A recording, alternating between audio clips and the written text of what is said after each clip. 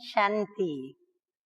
आज है 4/8/13 और आज फिर रविवार है, तो हम अपने प्राणेश्वर प्राण प्यारे अव्यक्त मूर्त अव्यक्त वतन निवासी स्वयं बाप दादा की सन्मुख में सुनाई हुई अव्यक्त ज्ञान मुरली सुनेंगे। तो रिवाइज कोर्स की तारीख है 5/2/77 और आज की मुरली का शीर्षक है रियलाइजेशन के द्वारा लिबरेशन, महसूसता के द्वारा स्वतंत्रता या फिर कहें मुक्ति। तो कैसे हमको बाबा मुक्ति दिलाते हैं, तो वो बाबा आज मुरली में समझा रहे हैं। तो बाप दादा कहते हैं कि आज बाप दादा हर एक गॉडली स्टूडेंट की रिजल्ट को देख रहे हैं। कोर्स किया, रिवाइज कोर्स भी किया और रियलाइजेशन कोर्स भी किया। हाँ, बाबा ने हमें सभी कोर्स करा दिए हैं। तो उसकी रिजल्ट क्या हुई, हमने कोर्स किया या नहीं। फिर हमने दूसरा कोर्स भी किया, रिवाइज कोर्स। फिर हमको बाबा ने रियलाइजेशन कोर्स भी कराया। तो इन तीनों कोर्स को करने के बाद हम ब्राह्मणों की रिजल्ट क्या रही। हर एक ने अपने को रियलाइज किया कि पढ़ाई के अनुसार हम किस स्टेज को पा सकेंगे। बाबा कहते हैं हर एक ने चेक किया कि हम ये तीनों कोर्स करने के पश्चात हम अपने को किस स्टेज पर लाके रखा हुआ है या हमने किस स्टेज को प्राप्त किया है। राज्य पद के संस्कार या प्रजा पद के संस्कार, दोनों में से मुझ आत्मा में कौन से संस्कार भरे हैं ये जानते हो? क्योंकि दोनों के संस्कारों में अलग अलग बातें होगी। जो राज्य पद के संस्कार होंगे वो राज्य को शासन करने के संस्कार होंगे, और जो प्रजा के संस्कार होंगे वो उस शासन के अधीन चलने वालों के संस्कार होंगे। तो बाबा कहते हैं जानते हो कि कौन से संस्कार हमने स्वयं में भरे हैं।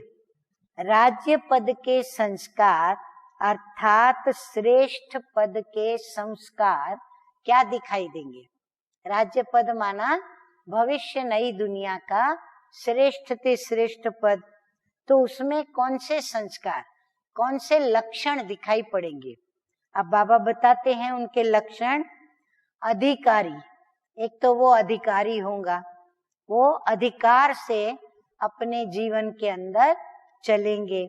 और सत्कारी होंगे, उनका सभी सत्कार करेंगे। तीसरा बाबा कहते हैं वो निराकारी स्टेज में स्थित होने वाले। तो बाबा कहते हैं निराकारी होंगे, और साथ साथ जो निराकारी स्थिति में रहेगा वो ऑटोमेटिकली निरअहंकारी भी होगा। तो ये विशेष धारणाएं राज्य पद का विशेष आसन है। 4 बातें बता दी बाबा ने, अधिकारी, सत्कारी, निराकारी और निरअहंकारी। ये आसन ही सिंहासन की प्राप्ति कराता है। अगर इन 4 धारणाओं के आसन पर हम स्थित हैं तो हम सिंहासन, राज्य सिंहासन की प्राप्ति में रहते हैं। चारों ही बातों का बैलेंस हो। बाबा कहते हैं ये जो 4 बातें बताई वो बैलेंस में होनी चाहिए। ऐसा आसन मजबूत है या हिलता रहता है। ये 4 पहियों पे खड़ा हुआ जो राज्य सिंहासन है, तो चारों पहिए बैलेंस में एक जैसे होंगे तो आसन बराबर रहेगा, नहीं तो आसन हिलता डुलता रहेगा। तो बाबा पूछ रहे हैं, तो बाप दादा आज रिजल्ट पूछ रहे हैं। रियलाइजेशन का कोर्स का होमवर्क दिया था। देखो बाबा ने तो याद रखा है। हम बच्चों ने कितना याद रखा। तो बाबा ने ये कोर्स का होमवर्क दिया था, तो उसकी क्या रिजल्ट हुई।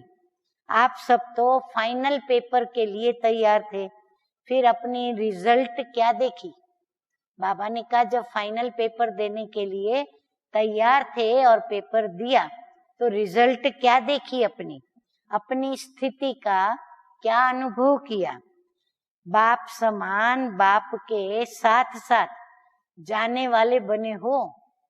हाँ, एक है बाप के साथ साथ समीप रह के जाएंगे, दूसरे पीछे पीछे जाने वाले होंगे। अगर समान नहीं तो साथ के बजाय वाया में रुकना पड़ेगा। कहाँ पर? धर्मराजपुरी में रुकना पड़ेगा। वाया इसलिए करना पड़ेगा क्योंकि खाता क्लियर नहीं हुआ, हिसाब किताब पूरे नहीं हुए, क्लियर नहीं हुआ, और रिफाइन नहीं तो फाइन भरना पड़ेगा। हाँ, और अगर हम रिफाइन होके नहीं जा रहे हैं तो नेचुरली हमें दंड तो भरना ही पड़ेगा, इसलिए फिर साथ भी नहीं चल सकेंगे। अच्छा, ऐसे विश्व अधिकारी, याद प्यार सुन ले अभी, भिन्न भिन्न टाइटलों के द्वारा। ऐसे विश्व अधिकारी सत्कार दे विश्व के द्वारा सत्कारी बनने वाले। तीसरा, निर्माणता द्वारा नमन योग्य बनने वाले, माना लोग हमको नमन करेंगे, पूजेंगे। चौथा, बीती को समाप्त करने वाले। 5, सर्व गुणों में संपन्न बनने वाले। 6, सदा समान और साथी बन के रहने वाले। नंबर 7, श्रेष्ठ भाग्यशाली आत्माओं को बाप दादा का याद प्यार और नमस्ते। हम रूहानी बच्चों का रूहानी बाप दादा को याद प्यार, गुड मॉर्निंग और नमस्ते नमस्ते। वरदान है आज का, ब्राह्मण जीवन की विशेषता को जानकर। हाँ, हमारे ब्राह्मण जीवन की भी अपनी विशेषताएं हैं, तो उनको जानकर उसे कार्य में लगाने वाले सर्व विशेषता संपन्न भव। ड्रामा के नियम प्रमाण, हाँ, ड्रामा का ज्ञान तो दिया है बाबा ने, तो उसके नियम प्रमाण संगम युग पर हर एक ब्राह्मण आत्मा को कोई ना कोई विशेषता मिली हुई है, चाहे माला का लास्ट दाना क्यों ना हो, उसमें भी कोई ना कोई विशेषता है। तो ब्राह्मण जन्म के भाग्य की विशेषता को पहचानो और फिर उस विशेषता को स्वयं में रख के हर्षित नहीं होना है। बाबा कहते हैं उसे कार्य में लगाओ, सेवा के कार्य में लगाओ। एक विशेषता कार्य में लगाई तो और विशेषताएं भी स्वतः ही आती जाएंगी। अगर वो एक विशेषता भी कार्य में लगाई तो उनके पीछे अन्य विशेषताएं स्वतः ही हमें मिलेंगी। एक के आगे बिंदी लगते लगते सर्व विशेषताओं से संपन्न बन जाएंगे। वो एक विशेषता क्या करेगी? अनेक विशेषताओं को खींच के लाएगी। तो एक किया, बिंदी लगी, फिर दूसरी आई, बिंदी लगी, वो दूसरी तीसरी को खींच के लाई, तीसरी फिर चौथी को खींच के लाई। ऐसे अनेक विशेषताओं से हम संपन्न बन जाएंगे। स्लोगन है आज का, महामंत्र कौन सा दिया बाबा ने? गुरु मंत्र क्या?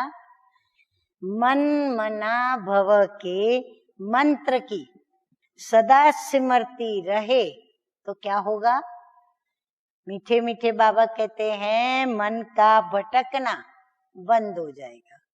इस मंत्र में वो ताकत है, कहीं भी यदि मन चल रहा है तो उसको पकड़ के एक ठिकाने पर लगा देगा। तो ये महामंत्र सदा सिमरती में रहे। ओम शांति।